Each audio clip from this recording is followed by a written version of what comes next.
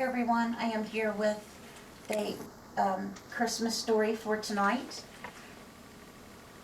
Kind of our guidepost Christmas book I got for us. And the event calendar quote today is for December 3rd. What's needed at a woman's shelter and fits in a stocking? You can give them lip balm, dental floss, hand sanitizer, a water bottle, and more. Bracelets, toothpaste, toothbrush, soaps, perfumes, tampons and pads and things like that all women, most women, need. All right. You could even put a little Bible in there. A lot of times at Dollar Tree, they'll sell big Bibles for $1, or they'll have the little ones like this as well for $1. And you can put those in stockings. That's a great thing. All right.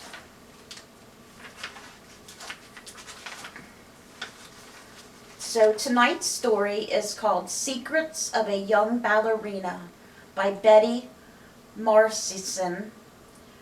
Masking tape, glue, and family ingenuity. And here's a picture of ballerina slippers. All right, and they live in Lighthouse Point, Florida.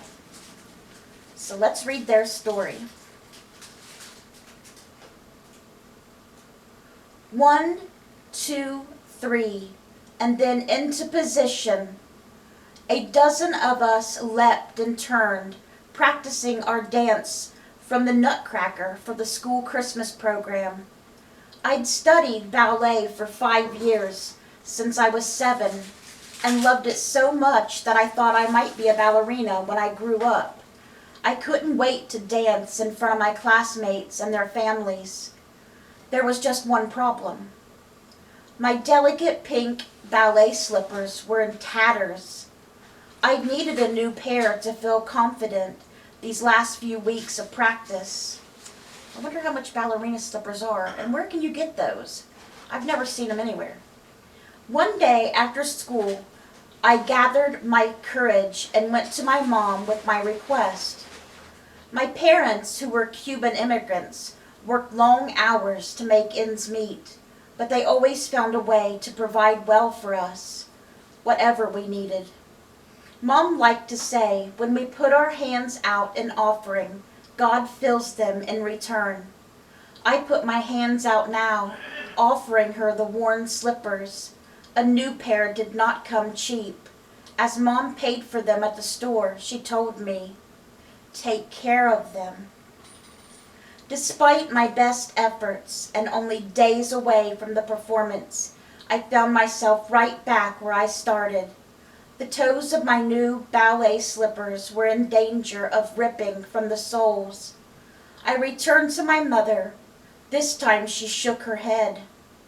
I'm sorry, we just don't have the extra money. How could I dance with confidence, worrying that the slippers would give way in the middle of the performance? This could be the most embarrassing moment of my life, and God didn't seem to care. I ran to my room.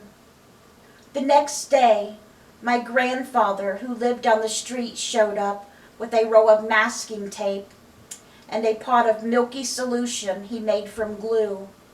Do you have pink food coloring? He asked my mom. I watched in amazement as the two of them worked away on my slippers, taping up the toes, and my mom painting the pink glue over the tape. Now the toes didn't match the rest of the shoe. They painted the whole slippers with their pink concoction. It wasn't the pink of a brand new pair, but it would have to do. At least God was trying. Mom made sure the shoes were completely dry while I stepped into my sequin tutu for the performance. It was time. It was time.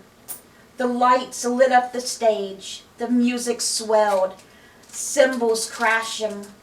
I twirled in my patched up slippers, secure in their sturdiness, and gave the performance my all.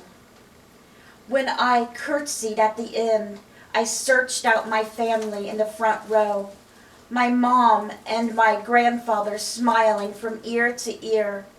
I didn't grow up to be a ballerina, but I grew up confident that my family's love and ingenuity could fix anything.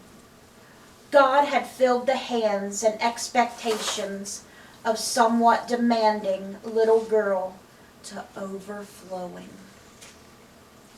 All right, guys, that was tonight's Christmas story out of our book.